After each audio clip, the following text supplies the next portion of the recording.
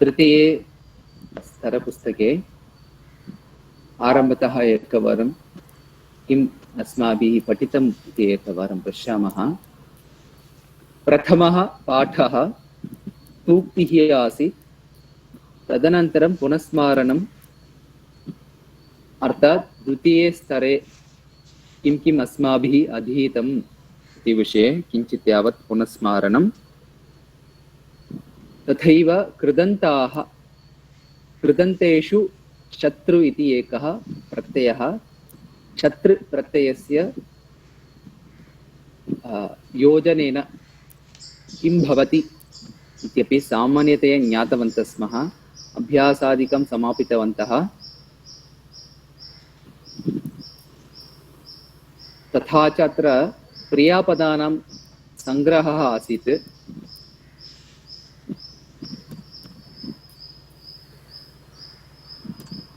प्रहेलिका एका, उत्तरमपि ज्ञातवन्तः। सुभाषितद्वयम् अर्थं ज्ञात्वा अस्माकं जीवने च आचरामः, तद् मनसि स्थापयामः। तथैव काव्यकथा आसीत्। काव्यकथा भवति शिशुपालवधम्। शिशुपालवध काव्यकथायाः अत्र नारदस्यागमनम् इति शीर्षकेन पठितवन्तः। अन्वयरचना इति एकः विषयः भवति। अन्वयरचना श्लोकाः, तत्र श्लोकाः न सन्ति, उदाहरणानि बहूनि सन्ति। एकं वाक्यं भवति, तत्र प्रायः पदद्वयं भवति चेत् सामान्यतया एकं वाक्यं भवति, तथापि पदत्रयं भवति, पूर्णवाक्यं भवति। कर्मपदमपि तत्र भवेत् इति। तर्हि प्रथमम् अस्माभिः क्रियापदं किम् इति अन्वेषणं करणीयं। तदनन्तरं क्रियापदस्य कर्तृपदं किं, क्रियापदस्य कर्मपदं किम्, एवं क्रमेण ज्ञातव्यम् इत्यतः कानिचन उदाहरणानि अपि अत्र दत्तानि सन्ति। अभ्यासं च कृतवन्तः स्मः। भवतु।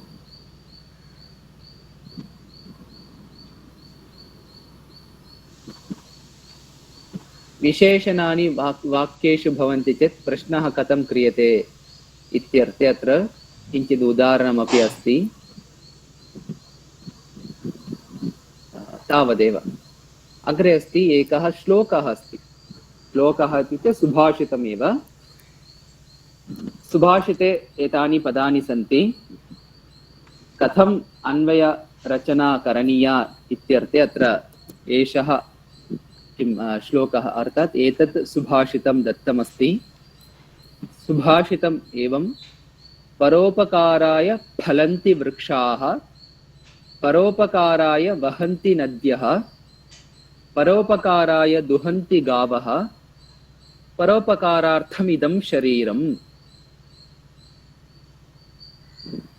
श्लोकः भवतु, स्तोत्रं यत्किमपि भवतु, संस्कृतभाषायां पदानि एकत्र भवन्ति। अतः सोपानचतुष्टयं वयं ज्ञातवन्तः। प्रथमं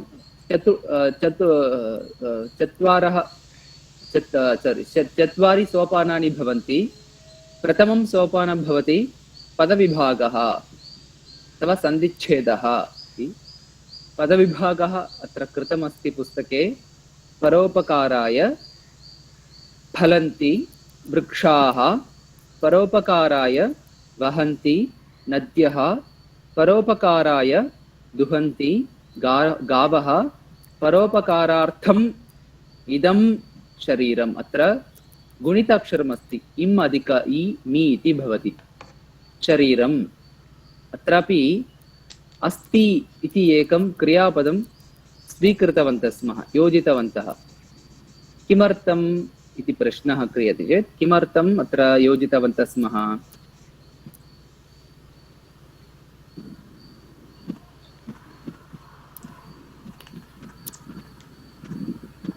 किमर्थम् अस्ति इति क्रियापदं योजितवन्तः स्मः प्रियमित्राणि? இருக்கு, இதெல்லாம் இப்படிதான் இருக்குங்கிறது சொல்றதுக்காக குருஜி. तत्र अन्तिमे अत्र पश्यन्तु, फलन्ति वहन्ति दुहन्ति इति क्रियापदस्य शत्रु प्रयोगस्य अन्ते सन्ति इति एवं शरीर परोपकारार्थम् अत्र शत्रुप्रत्ययः नास्ति किल मतः नास्ति वा नास्ति अत्र अन्तिमे अत्र चत्वारि वाक्यानि सन्ति मित्राणि चतुर्षु वाक्येषु एकस्य वाक्यस्य कृते एव क्रियापदं नास्ति अन्य वाक्यानां कृते किं वा क्रियापदम् अस्ति अतः एकं वाक्यं भवति चेत् निश्चयेन तत्र क्रियापदं सामान्यतया भवति इति जानीमः अतः अत्र अस्ति इति क्रियापदं स्वीकृतवन्तः स्मः अर्थनिमित्तम् अर्थावगमनार्थं तथैव वाक्यम् इति चेत् तत्र क्रियापदं भवति तदा एव पूर्णं भवति अतः एव अस्ति अथवा भवति इति क्रियापदम् अथवा वर्तते इति क्रियापदं योजयामः तर्हि एतादृश अर्थनिमित्तं यदि स्वीकुर्मः तादृशस्य पदस्य नाम किम्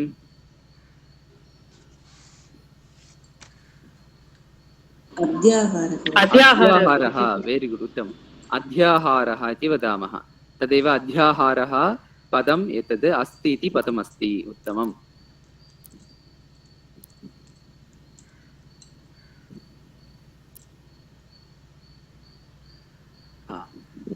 तर्हि पदविभागं कृतवन्तः द्वितीयं सोपानं भवति अन्वयः अन्वयः करणीयः चेत् तत्र क्रियापदानि कानि इति वदन्तु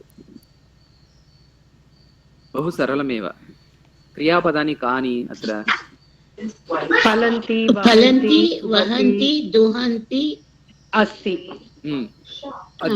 अध्याहृतं पदम् अस्ति अस्ति इति पदमस्ति सम्यक् उत्तमं तर्हि एतानि पदानि सन्ति फलन्ति इति कर्मपदम् अस्ति फलन्ति क्रियापदस्य कर्तृपदं किं कर्मपदं किम् अस्ति वा इति पश्यन्तु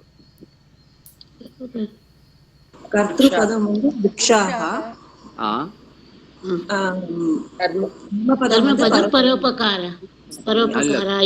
कर्मपदं परोपकाराय कर्मपदं वा सम्प्रदानपदं वा परोपकाराय इति सम्प्रदानपदम् अस्ति कर्मपदं नास्ति अत्र कर्मपदं न सेकेंड केस् दा वरं सम्प्रदानं द चतुर्थी विभक्तिः परोपकाराय अस्तु तर्हि तत्र सम्बन्धः अस्ति फलन्ति इति क्रियापदने एव तत्र परोपकाराय इति सम्बन्धः अस्ति भवतु तर्हि वृक्षाः परोपकाराय फलन्ति इति वाक्यनिर्माणम् अभवत् पुनः अस्ति द्वितीयं क्रियापदं किं क्रियापदं तद् वहन्ति वहन्ति तर्हि वहन्ति क्रियापदस्य कर्तृपदं किं नद्यः नद्यः नद्यः वहन्ति अत्र नद्यः वहन्ति कर्मपदं कर्तृपदं करणपदं सम्प्रदानपदम् अस्ति वा तत्र सम्प्रदानपदं परोपकाराय सम्प्रदानपदम् एकमस्ति परोपकाराय पुनः तर्हि परोपकाराय नद्यः परोपकाराय वहन्ति इति भवति उत्तमं समीचीनम् अग्रे इतोपि एकं क्रियापदम् अस्ति वा दुहन्ति दुहन्ति इति क्रियापदम् अस्ति उत्तमं दुहन्ति दुहन्ति क्रियापदस्य कर्तृपदं किं गावः अन्यत् पदमस्ति वा सम्बन्ध दुहन्ति परोपकाराय परोपकाराय इति तर्हि गावः परोपकाराय दुहन्ति अग्रे इतोपि क्रियापदम् अस्ति वा अध्याहाररूपे अस्ति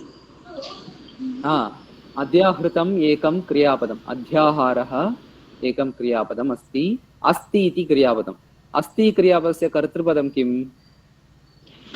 शरीरं शरीरं शरीरम् इति पदस्य विशेषणम् अस्ति वा परोपकारार्थम्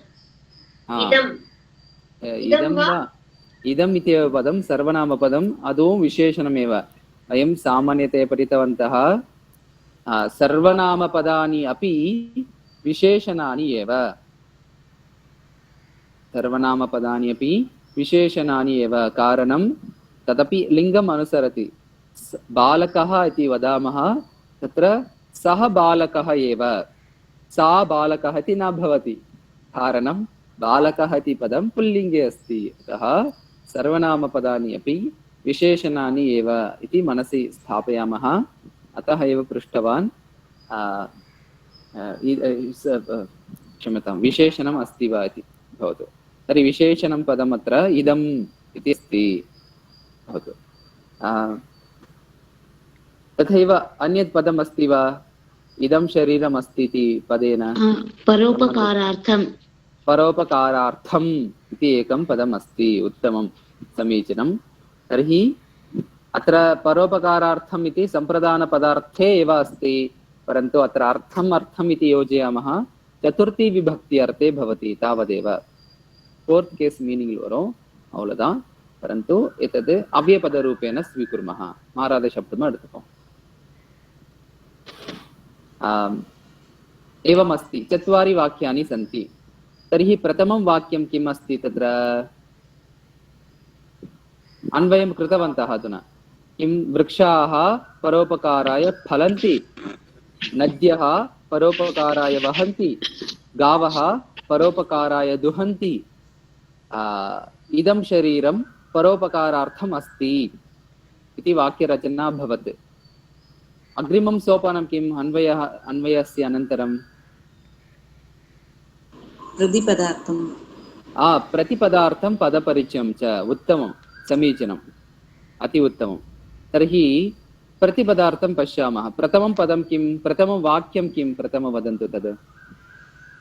4 सेण्टेन्स् इति फस्ट् प्रथमं वाक्यं किं तत्र? परोपकाराय फलन्ति वृक्षाः। अस्तु, वृक्षाः परोपकाराय फलन्ति। तर्हि वृक्षाः इति पदस्य विवरणं कुर्वन्तु। वृक्षाः अकारान्तपुल्लिङ्गः बहुवचनं, प्रथमा विभक्तिः बहुवचनं। प्रथमा विभक्ति बहुवचनं। समानार्थकं पदं वदन्तु। तरवः சொல்லலாமா गुरुजी? वेरी गुड। तरवः अथवा पादपाः, पादपाः अथवा तरवः इति भवति। उत्तमं। परोपकाराय वदन्तु।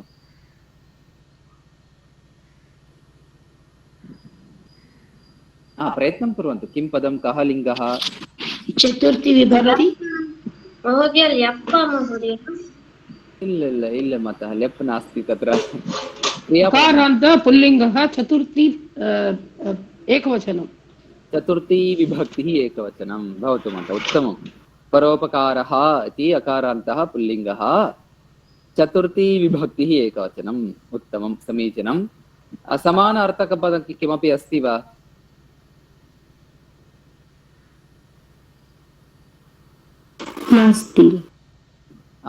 नास्ति वा? वक्तुं शक्यते सामान्यतया। अन्येषाम् उपकाराय, परोपकाराय इत्युक्ते कः अर्थः? अन्येषाम् उपकाराय इति सामान्यतया वाक्ये वक्तुं शक्यते।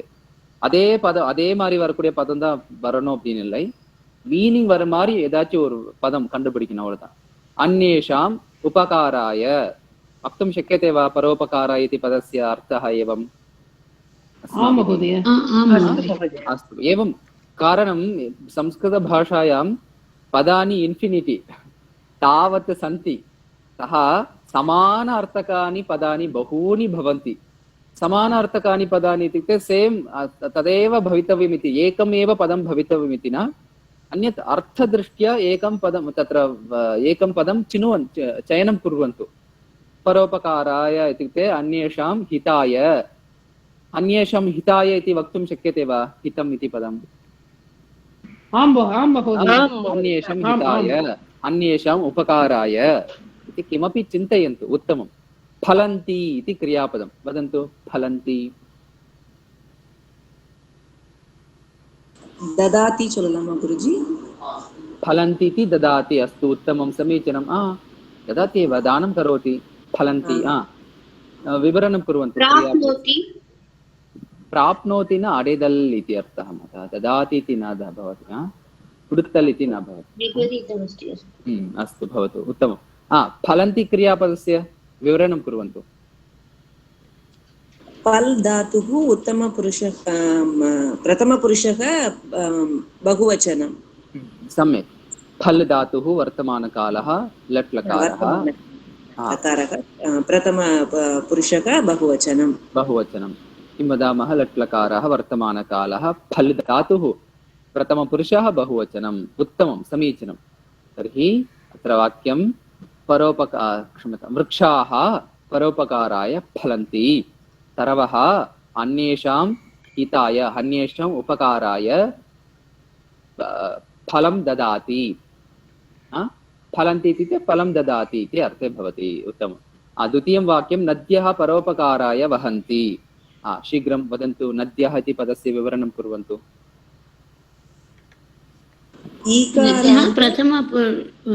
ईकारान्त स्त्रीलिङ्गः स्त्रीलिङ्ग प्रथमा विभक्तिः बहुवचनं बहुवचनं समीचीनं नद्यः पदस्य पर्यायपदं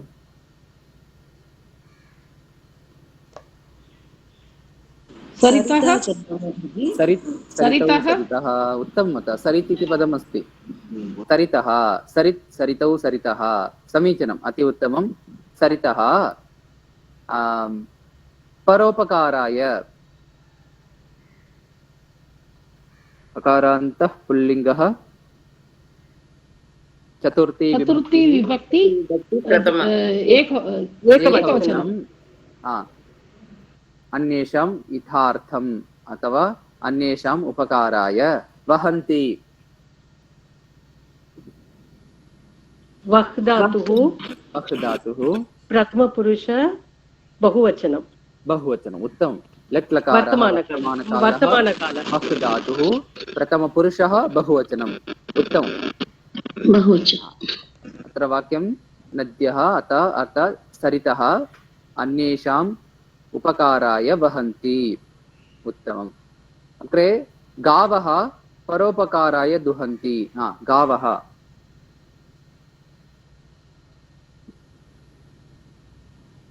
गौ धातु शब्दः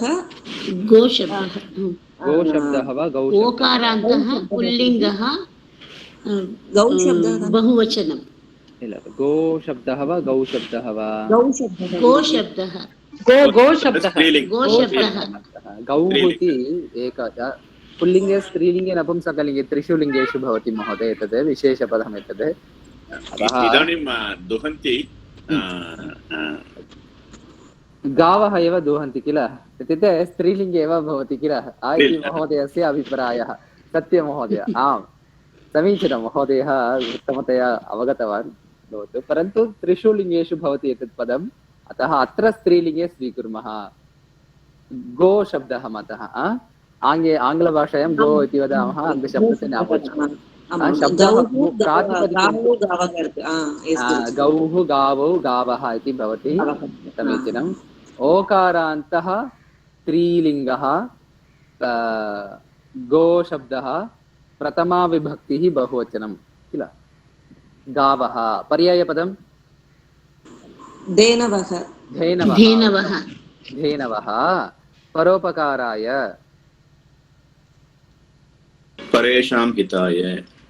परेषां हिताय सम्यक् महोदय अति उत्तमं परेषां हिताय अथवा परेषाम् उपकाराय वह दुहन्ति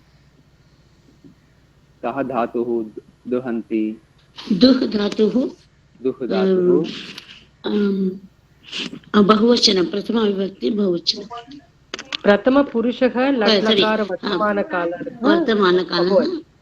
बहुवचनं सम्यक् उत्तमं तर्हि तत्र दुह् धातुः लट् लकारः वर्तमानकालः प्रथमपुरुषः बहुवचनं दुहन्ति कः अर्थः दुहन्ति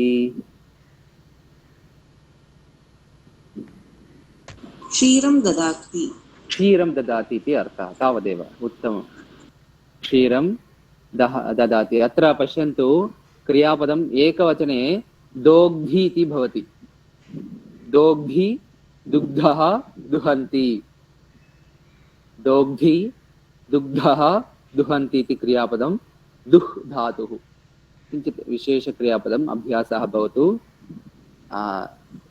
क्षीरं ददाति इति अर्थे भवति तावदेव अग्रे अन्तिमं वाक्यं भवति इदं शरीरं परोपकारार्थम् अस्ति।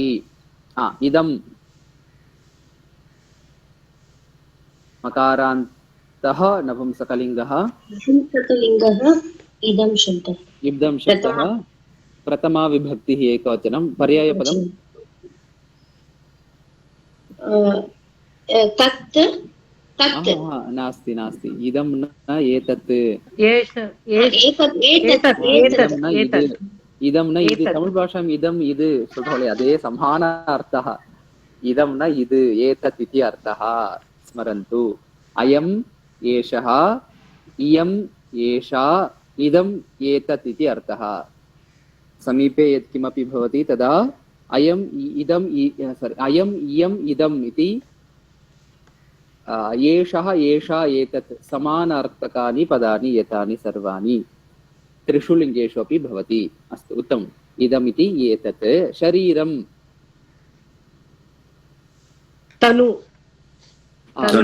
उत्तमं समीचीनं देहः कायः देहः बहूनि पदानि सन्ति उत्तमं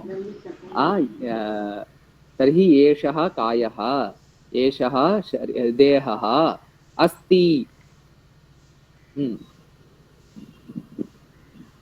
लट्लकारः प्रथमपुरुष एकवचनं लट्लकारः वर्तमानकालः प्रथमपुरुषः एकवचनम् अस्ति इति उत्तमं समीचीनम् एतत् अभवत् पदपरिचयं पदार्थं च प्राप्तवन्तः चतुर्थं सोपानं किम् तात्पर्यं वदामः तस्मात् पूर्वं वयं किं कुर्मः भावावबोधनं भावस्पष्टीकरणं कः अर्थः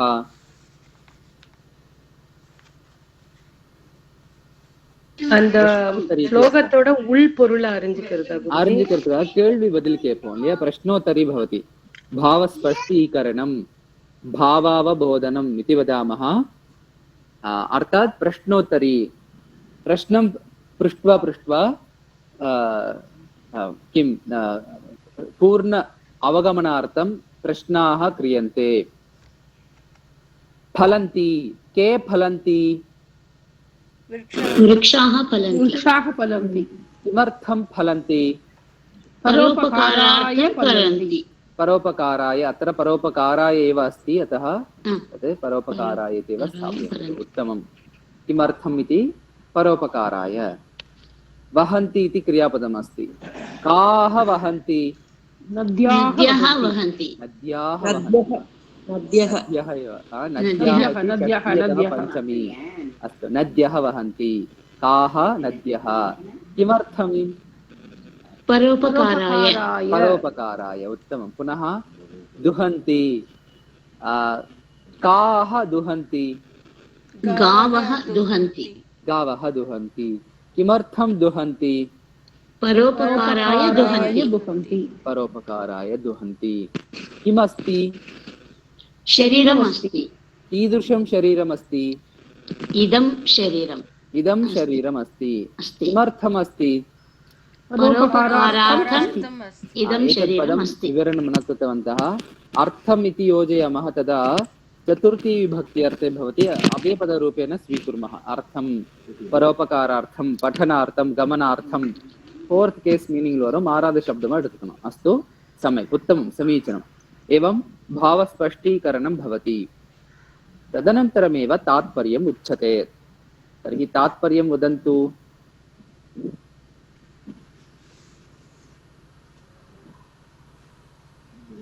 वृक्षाः परोपकारार्थं फलन्ति नद्यः अन्येषां हिताय वहन्ति गावः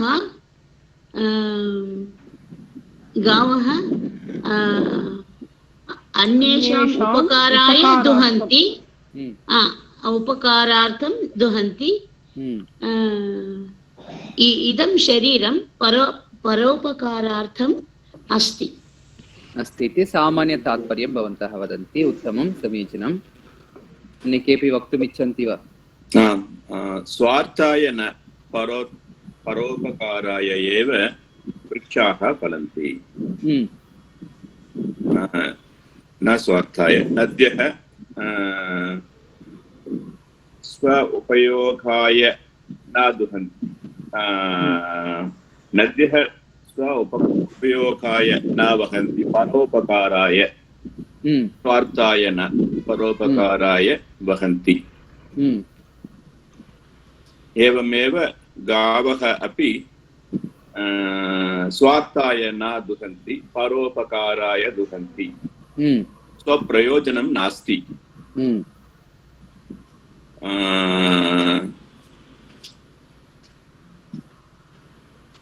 शरीरमपि इदं शरीरम् अपि वयं परोपकारार्थं प्रयोजनं परोपकारार्थं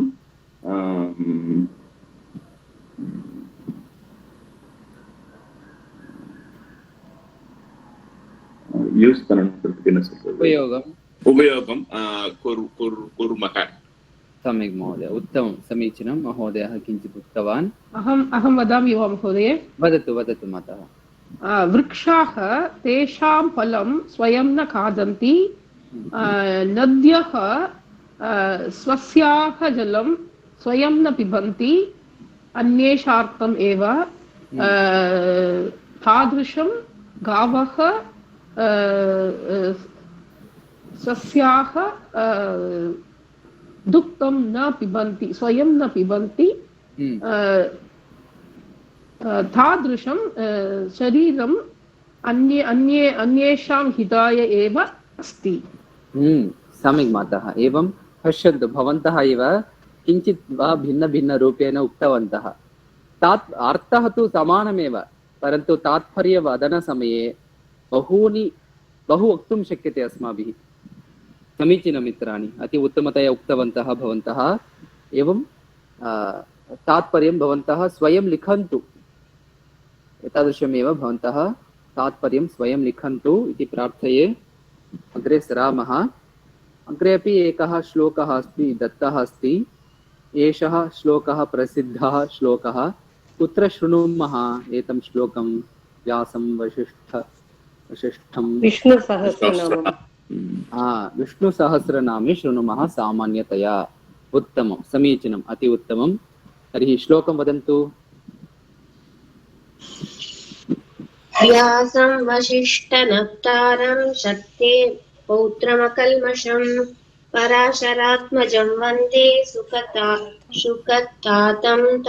तपोनिधिम्। व्यासं वसिष्ठनप्तारं शक्तेः पौत्रमकल्मषं पराशरात्मजं वन्दे शुकतातं तपोनिधिम् इति श्लोकः। प्रथमं सोपानं किं तत्र?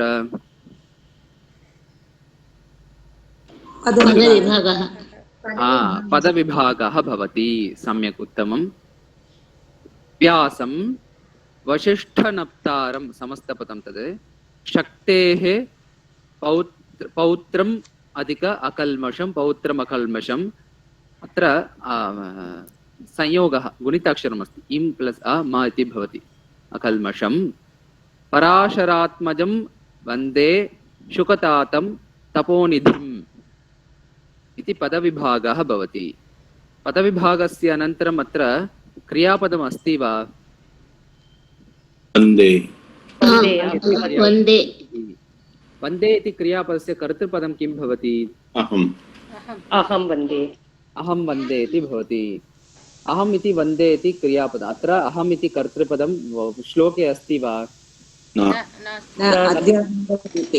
अध्याहाररूपेण कथं, किमर्थम् अत्र अहम् इति स्थापितवन्तः? सः वन्दे इति न भवति वा? वन्दे उत्तमपुरुषः। सम्यक्, उत्तमम्। अत्र वन्दे इति क्रियापदम् उत्तमपुरुषे एव अस्ति, प्रथमपुरुषे नास्ति। अतः एव अहं वन्दे इति भवति। समीचीनम्, अति उत्तमं। तर्हि व्यासम् इति पदं सामान्यपदं वा विशेषणपदम् अस्ति वा?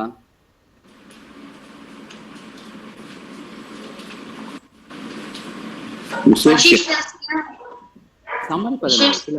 सामान्यपदमेव व्यासः इति व्यासं व्यासरै अवलुदा विशेषपदं नास्ति वसिष्ठनप्तारम् इति विशेषपदं वा विशेषणम् आम् आम् महोदय विशेषणमस्ति किल वसिष्ठनप्तारः इति सम्यक् विशेषणमस्ति शक्तेः इति पदं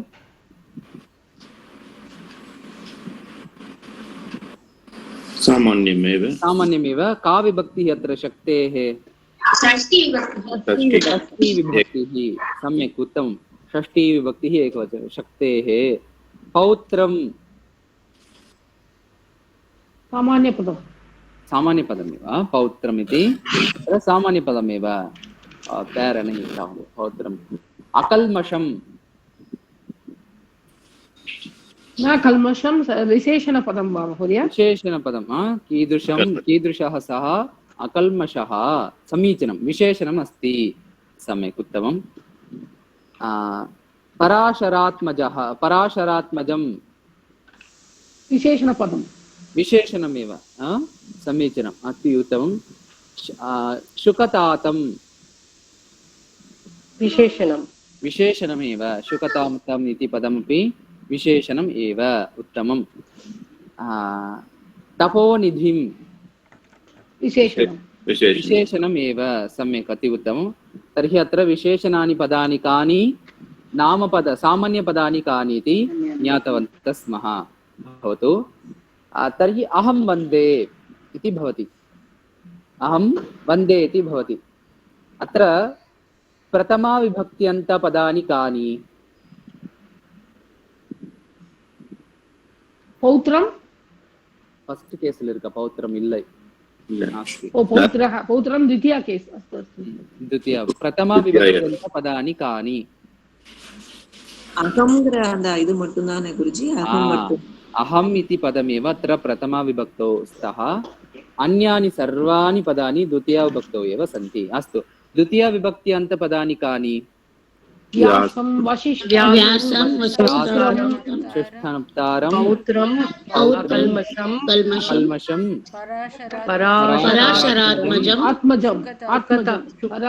पराशरात्मजं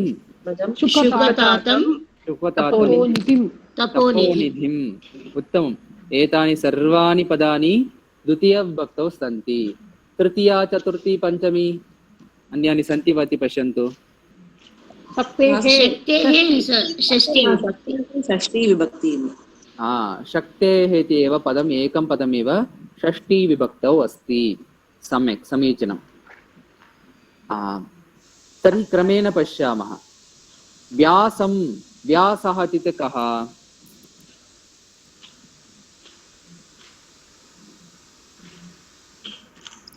व्यास ऋषिः व्यासः कः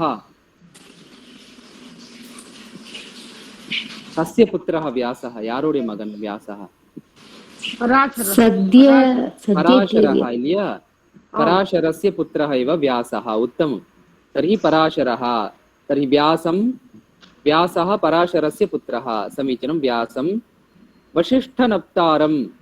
वसिष्ठनप्तारः कः व्यासः वसिष्ठनप्तारः कः व्यासः एव उत्तमं समीचीनं नप्ता इत्युक्ते कः अर्थः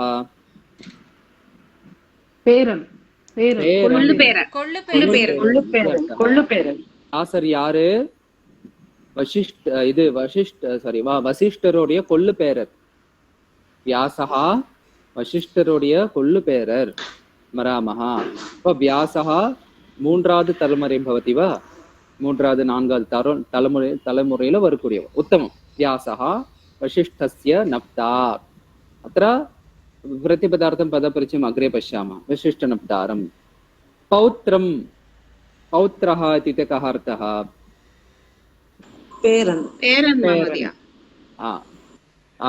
यार् इङ्ग पौत्रन्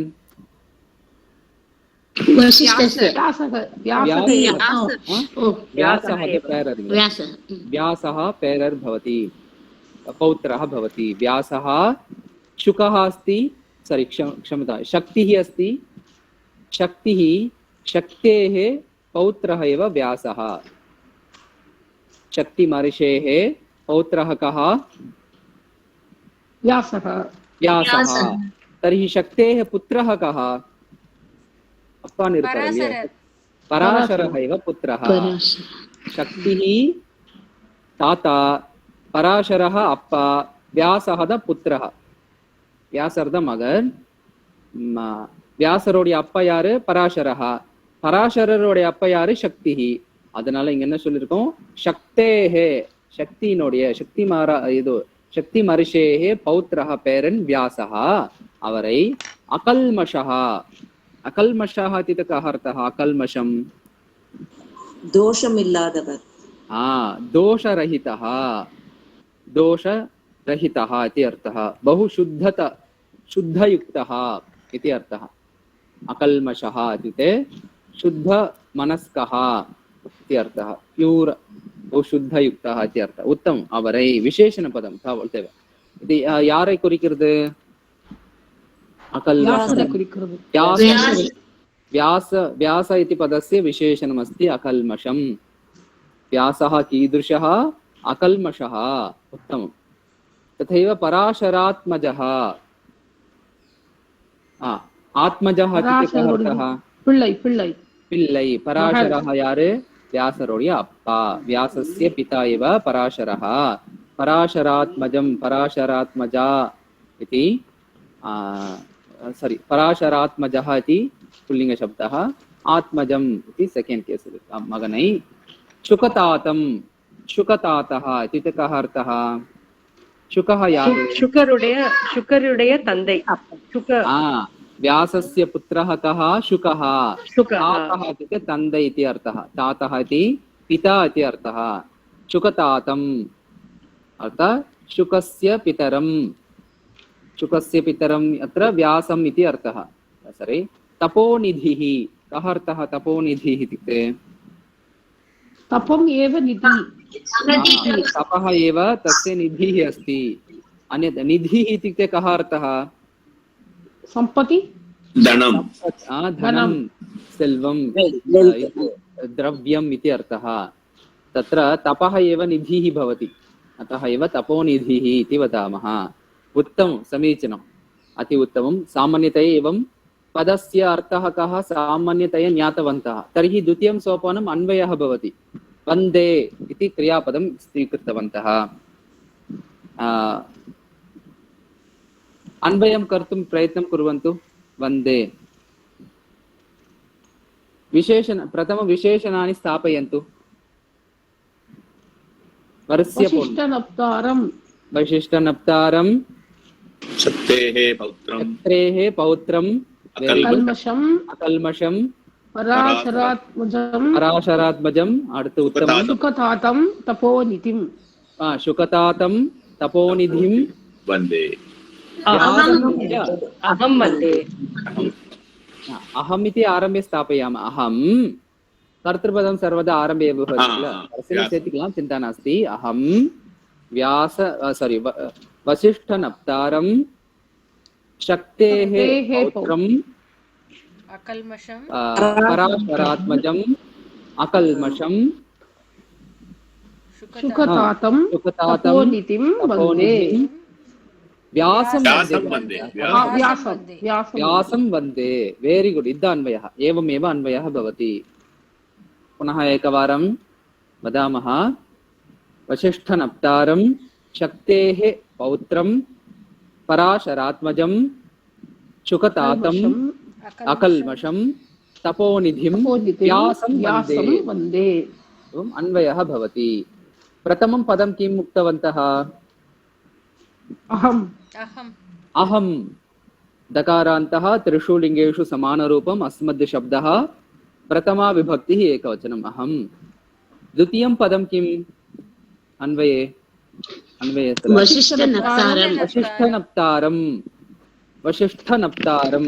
वशिष्ठनप्ता इति वशिष्ठनप्तृ ऋकारान्तः पुल्लिङ्गः द्वितीया विभक्तिः एकवचनं नप्ता नप्तारौ नप्तारः नप्तारं पिता पितरौ पितरः इव भवति नप्तारं कोल्लुपेरनै वैशिष्टरुடைய कोल्लुपेरनै इति अर्थः अवरै अग्रिमं पदं किम् शक्तेः शक्ति इति पदम् इकारान्तः पुल्लिङ्गः चतुर्थी षष्ठी विभक्ति एकवचनं शक्तिः इत्युक्ते शक्तिमहर्षिः इति अर्थः पौत्रं प्रेरणै व्यासरे इति अर्थः पौत्रम् इति पौत्रः इत्युक्ते अत्र मगन् वळि प्रेरण मगल् वळि प्रेरण मगल् वळि அப்படினா दौहित्रः पौत्रः इति न भवति उत्तमं तर्हि पौत्रं पौत्रः अकारान्तः पुल्लिङ्गः द्वितीया विभक्तिः एकवचनम् अकल्मषः विशेषणमस्ति अकारान्तः पुल्लिङ्गः द्वितीया विभक्तिः अग्रिमपदम् एतद् भवतु वा भवतु चिन्ता नास्ति अकल्मषं पराशरात्मजः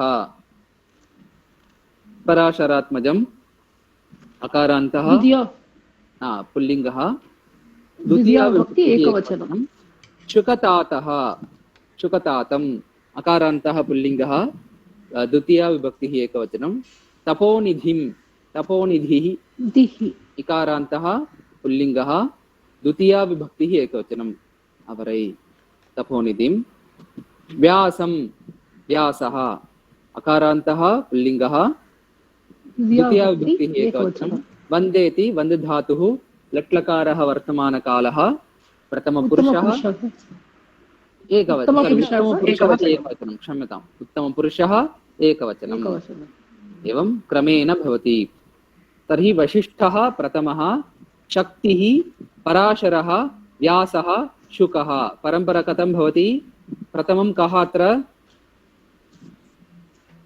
ಮೊದಲು ಯಾರು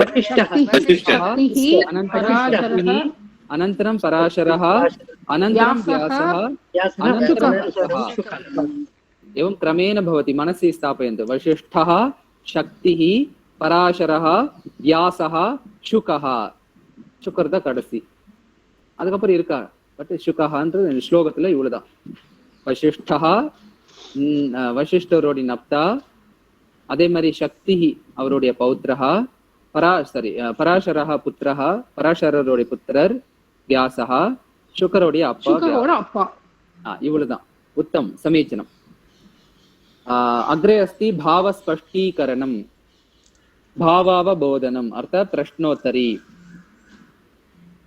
कः वन्दे व्यासं वन्दे इल्ल अहं वन्दे अहं वन्दे अहं वन्दे कः वन्दे अहं वन्दे तं वन्दे व्यासं वन्दे व्यासं वन्दे अहं वन्दे यारे वणगिरे नान् अहं व्यासं वन्दे कीदृशं व्यासं वन्दे वसिष्ठनप्तारं वन्दे पुनः कस्य पौत्रं वन्दे शक्तेः पौत्रं वन्दे कस्य पौत्रं वन्दे शक्तेः पौत्रं वन्दे पुनः कीदृशं वन्दे अकल्मषं वन्दे पुनः कीदृशं वन्दे पराशरात्मजं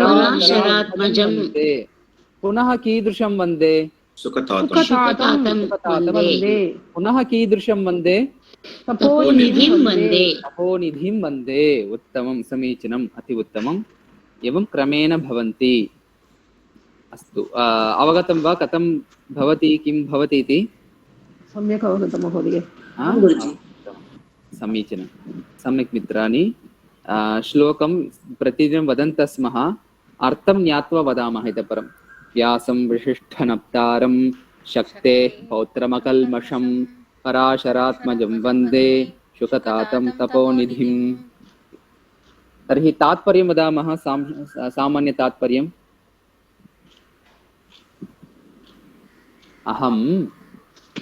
अहं वसिष्ठनप्तारं शक्तेः पौत्रम् अकल्मषं पराशरात्मजं शुकतातं तपोनिधिं व्यासं वन्दे एतद् अन्वयरचने एवं सामान्यतया भवति भवन्तः सामान्य तात्पर्यं वदन्ति भवतु मित्राणि समयः नास्ति इत्यतः भवन्तः स्वयं तात्पर्यं भिन्नरीत्या वदन्तु अहं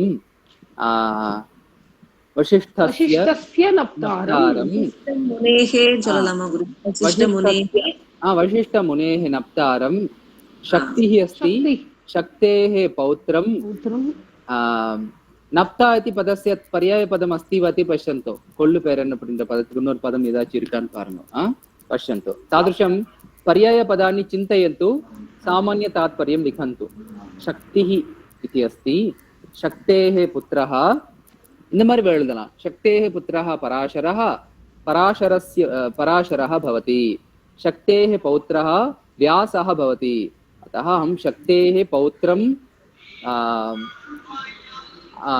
दोषरहितं शुद्धयुक्तम् एवं सामान्य तात्पर्यं लिखन्तु अहम् अत्र वक्तुं न इच्छामि भवन्तः चिन्तयन्ति मम विश्वासः अस्ति எனக்கு நம்பிக்கை இருக்கு நீங்க எழுதுவேலிட்டு अग्रे सरामः समयः नास्ति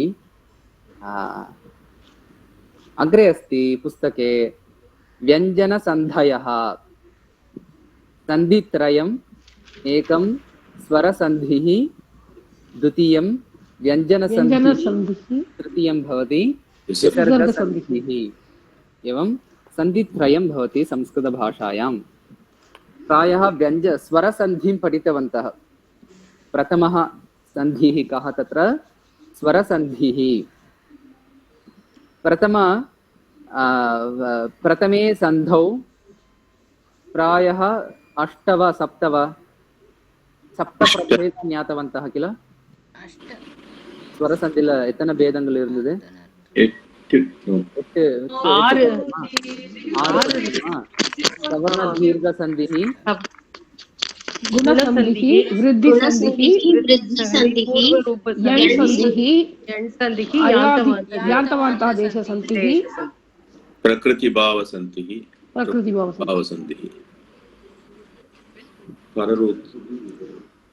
सम्यक् अत्र 8 सन्धयः भवन्ति तेषु वयं पूर्वरूपसन्धिः पर्यन्तं पठितवन्तः अवलुदान् पररूपसन्धिः पठिकिल प्रकृतिभावः नास्ति अस्तु प्रकृतिभावः अपि किञ्चित् आसीत् भवतु स्वरसन्धयः 8 प्रभेदाः भवन्ति तेषु यण् सन्धिः यान्तवान्तादेशसन्धिः सवर्णदीर्घसन्धिः गुणसन्धिः वृद्धिसन्धिः पूर्वरूपसन्धिः एतावत्पर्यन्तं सामान्यतया ज्ञातवन्तः पररूपसन्धिः प्रकृतिभावः प्रकृतिभावस्य अपि किञ्चित् वा अध्ययनं कृतम् अस्माभिः अन्यत् सर्वं किञ्चित् अग्रे व्याकरणरीत्या यदा अस्माभिः पठ्यते तदा ज्ञायते एव भवतु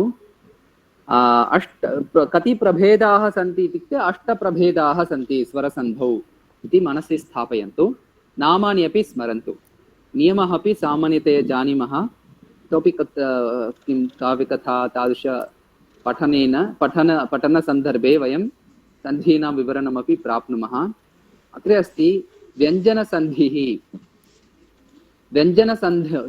व्यञ्जनसन्धौ 12 प्रभेदाः सन्ति 12 प्रभेदाः सन्ति तत्र श्चुत्वसन्धिः ष्टुत्वसन्धिः अनुनासिकसन्धिः जष्ट्वसन्धिः चर्त्वसन्धिः अनुस्वारसन्धिः परसवर्णसन्धिः छत्वसन्धिः पूर्वसवर्णसन्धिः नमुडागमसन्धिः तुगागमसन्धिः सत्वसन्धिः एवं 12 प्रभेदाः भवन्ति सर्वानपि अवश्यं पठिष्यामः ज्ञास्यामः च अग्रे विसर्गसन्धिः भवति विसर्गसन्धौ विसर्गलोपसन्धिः उकारादेशसन्धिः रेफादेशसन्धिः सकारादेशसन्धिः तथैव जिह्वामूलीयः उपध्मानीयश्च इति 5 प्रभेदाः भवन्ति 8 12 5 एवं संख्यां स्मरन्तु तर्हि वयम् अग्रे विसर्गसन्धिं पठिष्यामः आरम्भे अत्र व्यञ्जनसन्धिं पठामः व्यञ्जनसन्धौ प्रथमे पाठे श्चुत्वसन्धिः दत्तः अस्ति आरम्भे पाठे श्चुत्वसन्धिः दत्तः अस्ति श्चुत्वसन्धेः नियमः कः सर्वम् अग्रे ज्ञास्यामः अत्र विद्यमान उदाहरणानि सन्ति तानि पठामः। पठन्तु। वैकुण्ठे शेषतल्पे हरिष्येते। हरिष्येते उत्तमम्। रामः लक्ष्मणश्च सर्वेभ्यः अरण्यं गतौ। सम्यक् महोदय, धन्यवादः। अन्य छात्राः भवन्तः पठन्तु अस्मासु। सायङ्काले मन्दं मरुच्चलति। मरुच्चलति उत्तमम्। आकाशे शरच्चन्द्रः प्रकाशते। सम्यक्। सञ्जीविनी मृतम् उज्जीवयति। सम्यक् उत्तमं समीचीनं। बालः मृच्छकटिकां रचितवान्। सम्यक्।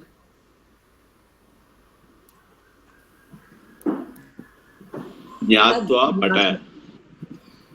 तज्ज्ञात्वा पठ। सम्यक्। कश्चन भिक्षुकः आगतः। भवान् यत् वदति तत् चिन्तयम्। तच्चिन्त्यम् उत्तमम्। कियच्चिरं प्रतीक्षणीयं मया। कियच्चिरं प्रतीक्षणीयं मया इति उदाहरणानि सन्ति। अत्र सर्वत्र कः सन्धिः अस्ति? केवलं श्चुत्वसन्धिः मात्रं न, विसर्गसन्धिः अपि अस्ति, जश्वसन्धिः अपि अस्ति, अन्ये सन्धयः अपि भवन्ति। एकत्र प्रायः 2-3 சந்தையாக भवन्ति. ஒரே இடத்துல 2-3 சந்தியெல்லாம் வரக்கூடும். இந்த இடத்துல 2 சந்தி இருக்கட்டும், பரவாயில்லை. முதல்ல நம்ம ஷ்சுத்வ சந்தேः नियमः कः इति पश्यामः। पूर्ववर्णाः के परवर्णाः के इति पश्यामः। अत्र विवरणं किञ्चित् दत्तमस्ति संस्कृतं। पठन्तु संस्कृतेन। सकारस्य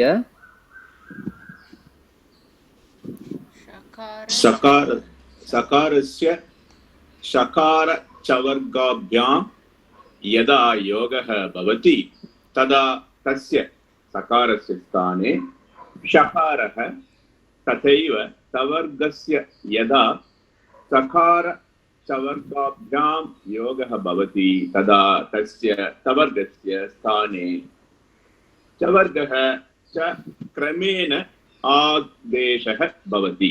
क्रमेण आदेशः भवति। अत्र कोष्ठकं पश्यामः। पूर्ववर्णाः अर्थात् परवर्णः इति अर्थः। पूर्ववर्णाः क्षम्यतां, पूर्ववर्णाः परवर्णाः के आदेशः कः? अत्र सन्धौ विकारः चेञ्ज् किं किं भवति? ஷகாரக பவதி. இல்ல சந்தில பொதுவா என்னென்ன நடக்கும்? சேஞ்ச் என்னென்ன நடக்கும்? ஆதேசः வரக்கூடும். ஆதேசனா அந்த இடத்துல வேற ஒரு எழுத்து வரும். Very good.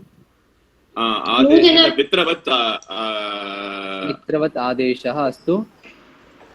मित्रवत् आदेशः वा शत्रुवत् आदेशः अस्तु। मित्रवत् आगमः लोपः प्रकृतिभावः सामान्यतया जानीमः। उत्तमम्। आदेशः न அந்த இடத்துல வேற ஒரு எழுத்து வரும். अन्य अपरम् एकम् अक्षरम् आगच्छति, तदेव आदेशः इति वदामः। स्मर्यताम्। प्रायः सर्वत्र आदेशः भवति।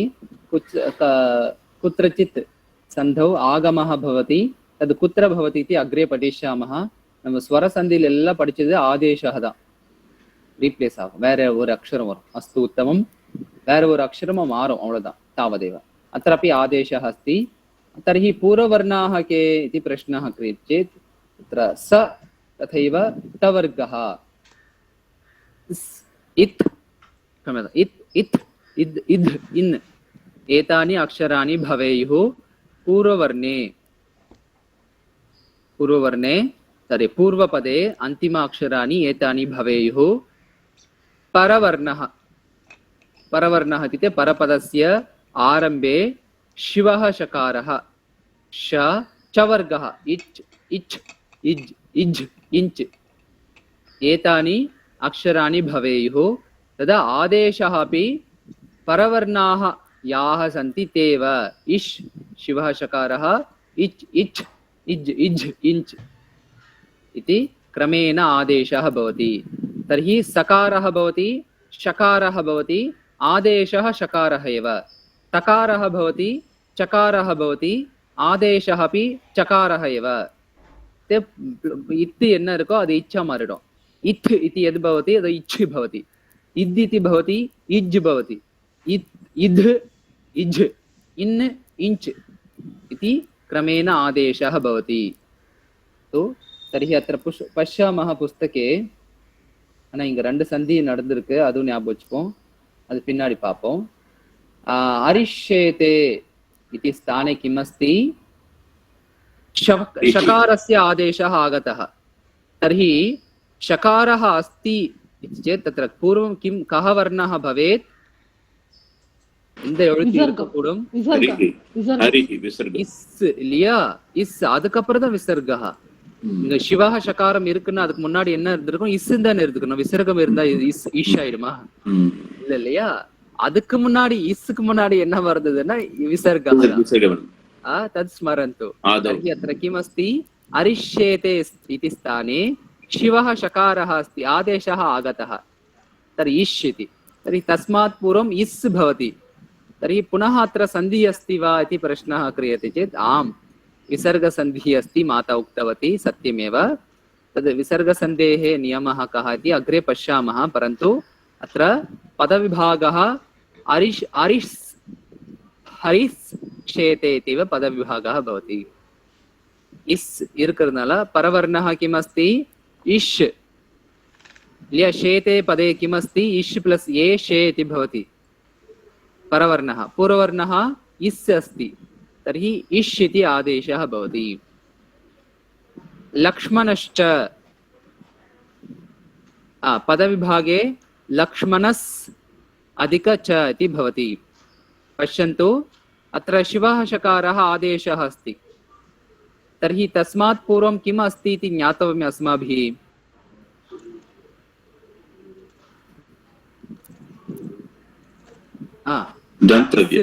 முன்னாடி என்ன இருந்திருக்கணும் சரி மன்னிக்கணும் இஷ் இருக்குன்னா அதுக்கு முன்னாடி எந்த எழுத்து இருந்திருக்கணும் दन्तव्य सकारः इस् लिया सत्यं महोदय उत्तमं सकारः सरस्वती सकारः तत्र भवति तर्हि लक्ष्मणस् अधिक च लक्ष्मणश्च इति भवति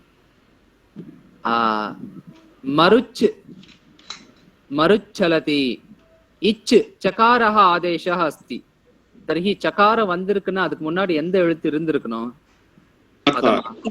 सकारः लिया उत्तमम् इत् इति सत्यम् इत् इति भवति पदविभागे मरुत् अधिक चलति मरुच्चलति परवर्णः पश्यन्तु चकारः अस्ति चलति इति पदे चकारः अस्ति क्रमेण किम् अस्ति अत्र इच्छ इरुक्कु इच्चुक्कु मुन्नाडी इत् इरुक्कु मरुत् चलति च इरुक्कु आदेशः च एव अप्पो इत् इच् भवति तकारस्थाने चकारः आदेशः तकारस्थाने चकारः आदेशः भवति मरुच्छलति इति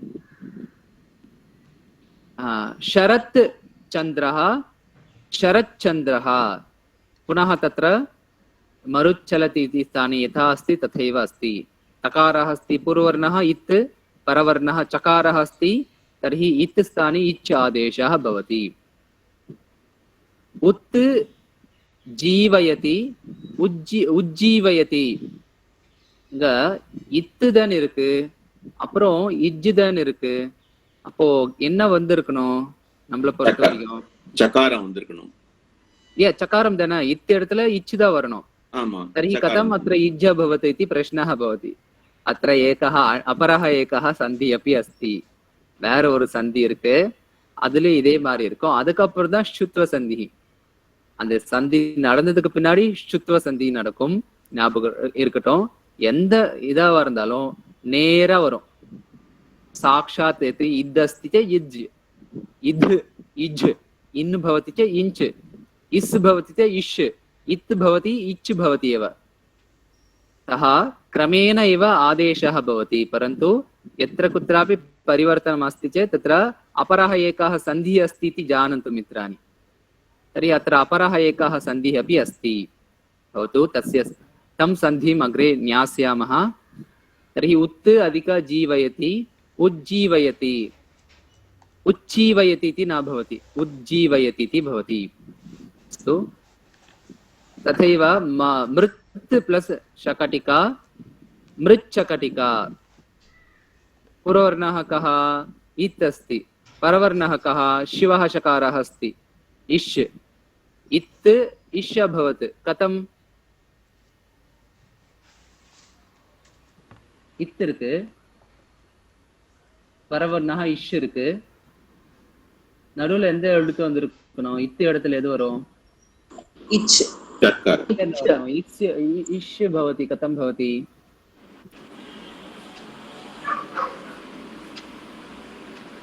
कः अभिप्रायः तत्र? किम् अस्ति इति ज्ञातव्यम् अस्माभिः।